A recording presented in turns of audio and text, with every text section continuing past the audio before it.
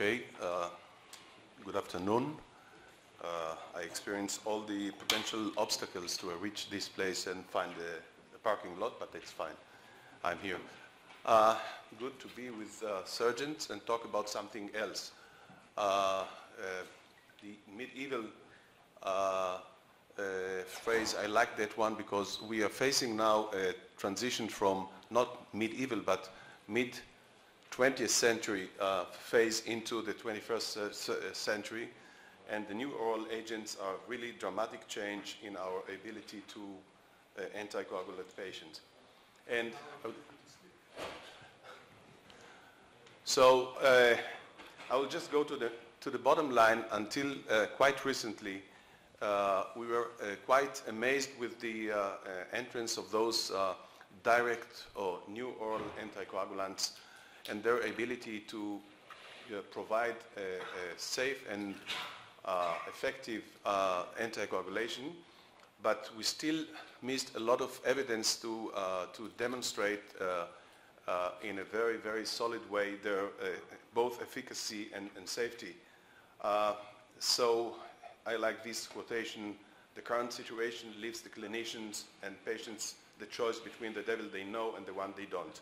So that was until recently, because we already accumulated quite a significant body of evidence showing that the new oral agents, here is the Bigatran, is quite effective and showed in a very nice and big cohort in Danish registry. You see that about 5,000 on the Bigatran versus 9,000 on Coumadin. Similar stroke, systemic embolism, major bleeding rate with the Bigatran with both doses of 150 twice daily and 110 twice daily compared with warfarin. We were advised by the companies first that the new agents are very safe and have a very wide therapeutic window, so we don't have to monitor, but there are no free lunch in this business of anticoagulation. And we see here in the case of the Bigatran, and it is the same with all the others, that the higher the dose, the higher is the chances of bleeding, and obviously the lower chances of ischemic events. So we still need to find the gold window, which is somewhere here. So a little bit about pharmacology, and then we'll get into the, you're interested, I guess, and you are already experienced. I'm sure that you have been experienced and you faced those agents already at the ER and the OR. So just to show why these agents are not the same and do not affect in the same way everyone, they are also affected by cytochrome metabolism, and as you can see, the two examples of the 10A inhibitors, the Xarelto and the Eliquis, both are being processed by the cytochrome, the Bigatran not. They are also affected by the efflux transport PGP, all of them. So they are affected by polymorphism in individual polymorphism, which leads to drug interactions, because those drugs that patients might be treated by could interact with the new oral agents, for example, ketoconazole, rifampicin, and others that one should be careful, evaluate the drugs that the patient is given while prescribing new oral agents. And this is just to show that we already know specific risk groups in which we are considering monitoring the effect of these drugs. Also, it is not a mandatory and universal practice. You don't monitor every patient on new oral agents. So elderly are at higher risk, and underweight, renal failure, interactions with other drugs, we mentioned that. Concomitant antiplatelets is significantly affecting, obviously, the risk of bleeding, coagulopathies, and also compliance issues that we all know. How do we evaluate these drugs at the emergency room?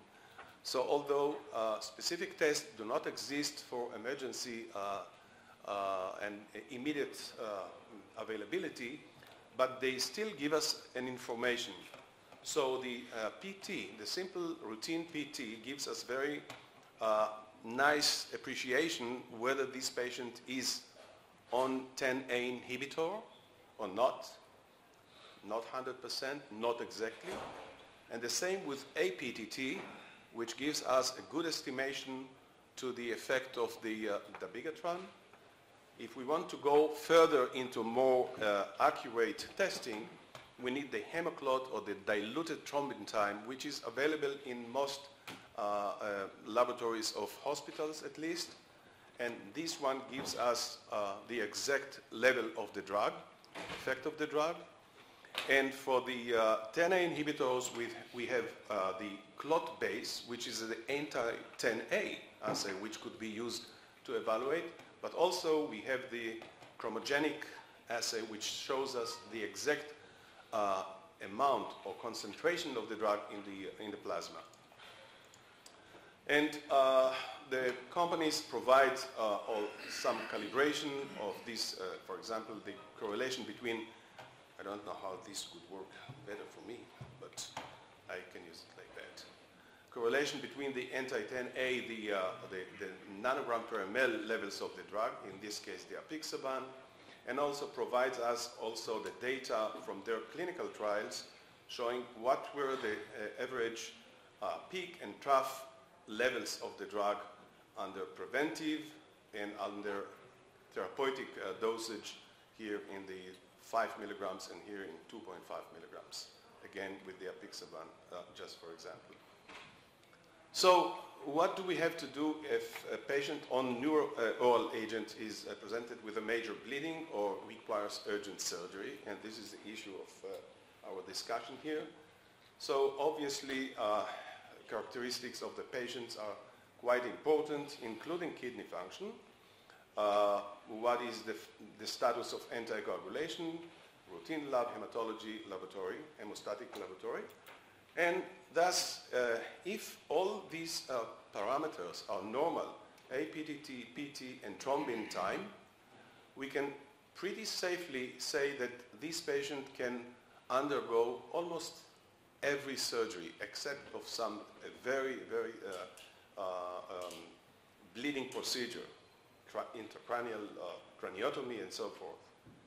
If the PT is prolonged, as I say, probably 10A inhibitor or coumadin, but this one we would know. And it would be better to confirm the exact levels by testing the specific assay as mentioned. If PTT is prolonged, we would run the diluted thrombin time in order to know the exact level of the drug.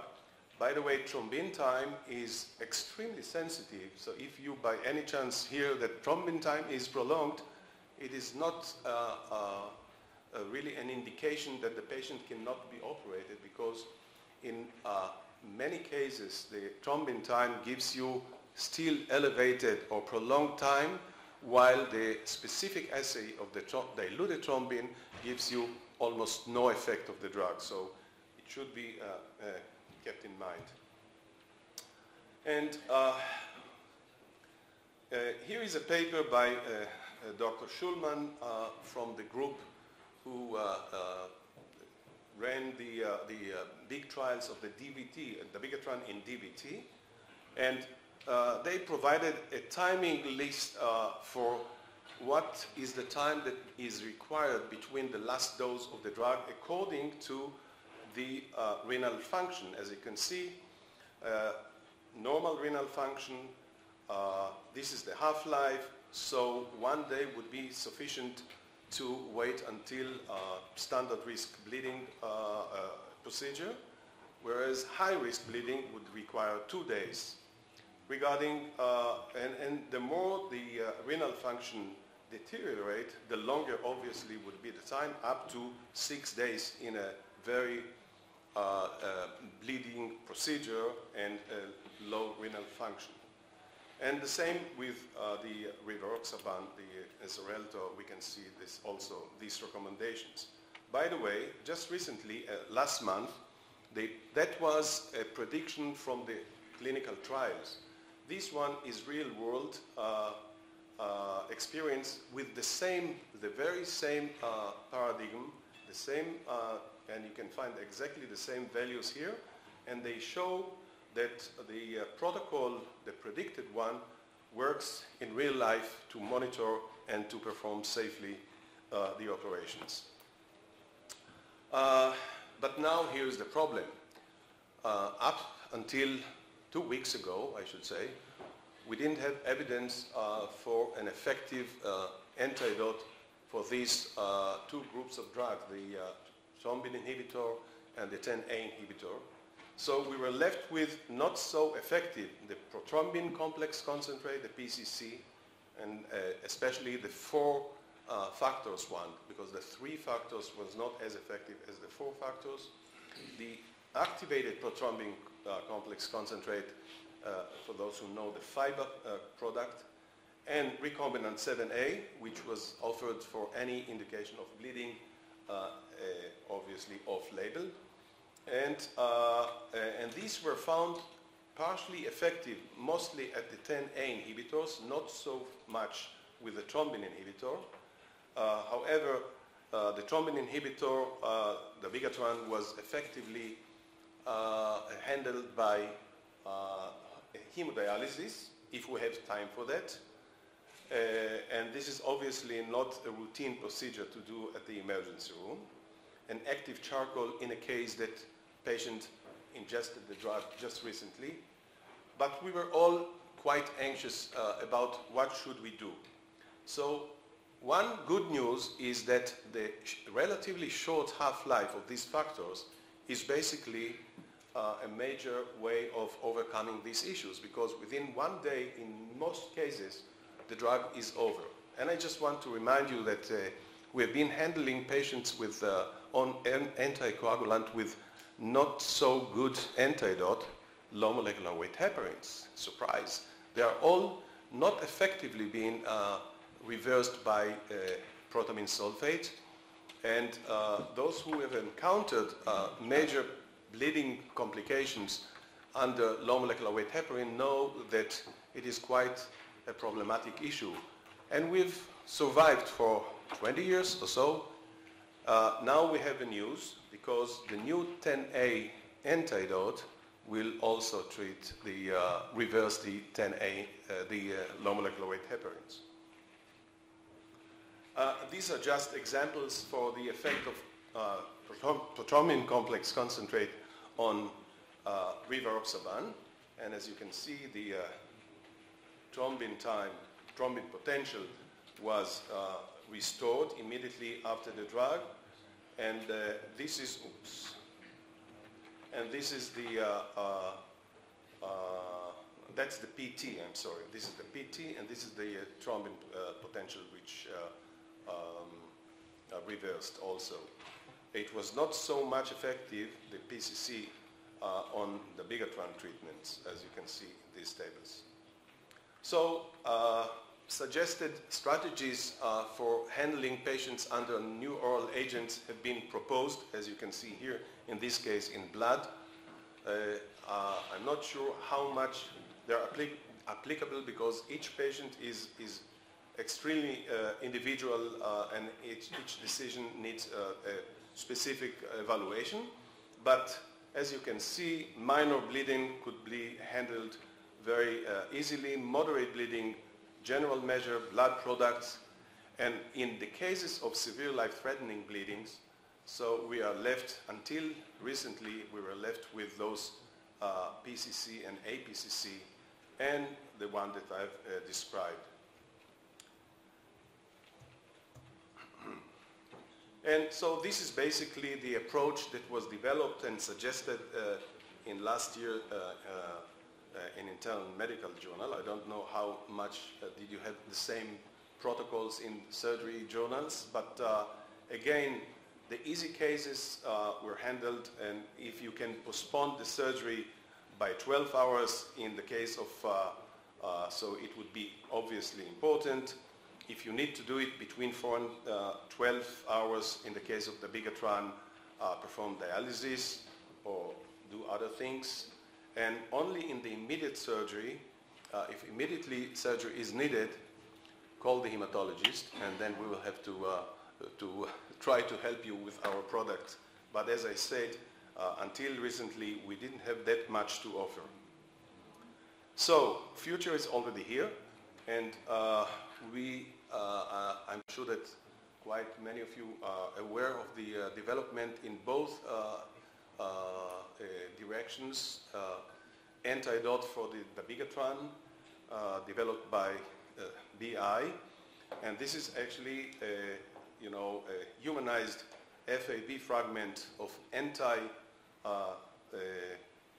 dabigatran, inhibiting specifically only the bigatran with no interaction of any other component in the blood. It doesn't interact with FC receptor, so it has the potential to be quite safe with no adverse events. And it was found to be effective in preclinical studies. Here is the blood loss in pig trauma model without treatment. This is without the bigatran, and these are dose effects of dose response to different concentrations of this antidote up to, I think they went all the way to, so this is the milligram per, we'll come to the doses.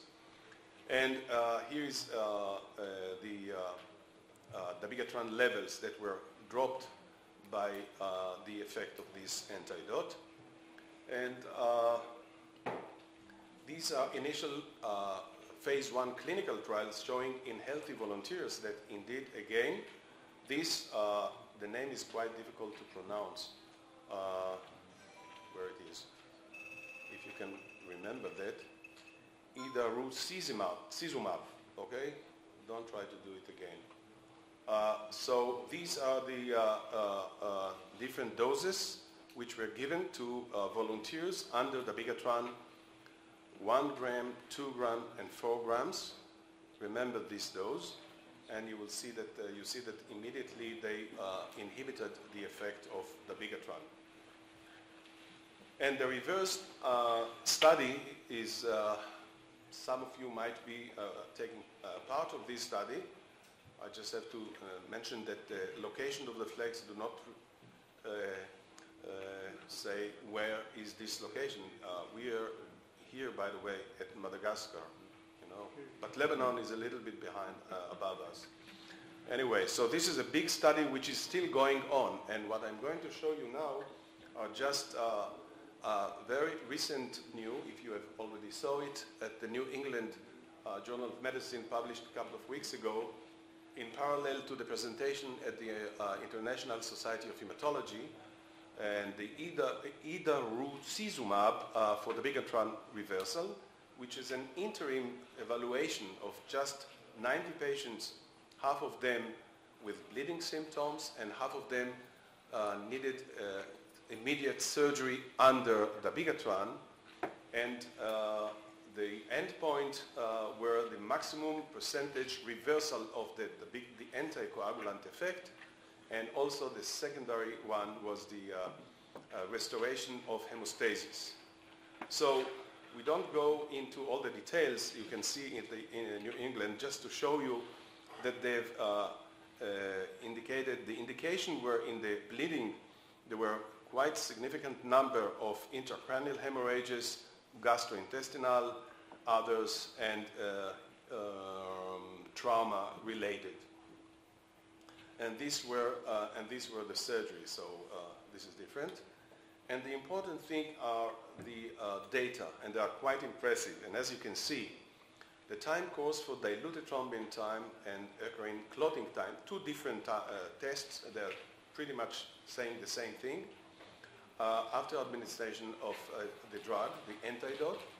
So here is thrombin time, which is prolonged, as you can see at the baseline when patients arrived. and for the next 24 hours, after a single dose of 5 grams of the antidote, they were 100% affected. Each one of these patients responded 100% with no escape. Here and there are some liars, we call them in statistics. So these are the same tests. Okay, so they are very effective, and these are the concentration of the unbound dabigatran, which was still very low, and the unbound suzumab, which remained until 24 hours. So a single dose maintained 24 hours reversal of the drug. And okay, and the last one is that the 10A inhibitors are coming up because the preliminary clinical trials already took place and reported both at the American College of Cardiology, at the ISDH, and they were found effective. They give bolus and then continuous infusion and reversing. This is, as opposed to the FAB fragment, this is a recombinant 10A that counteract the drug. And so this is the future, which is already here, and it will take a year or two until you will have them on the shelf, but life of us and you will be much easier. Thank you. Thank you very much. I don't think we have time for questions. So do I. Thank you very much, David.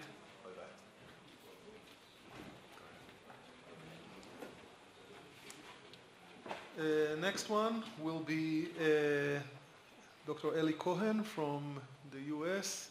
He's going to talk with us about the new generation of thromboelastography and assays.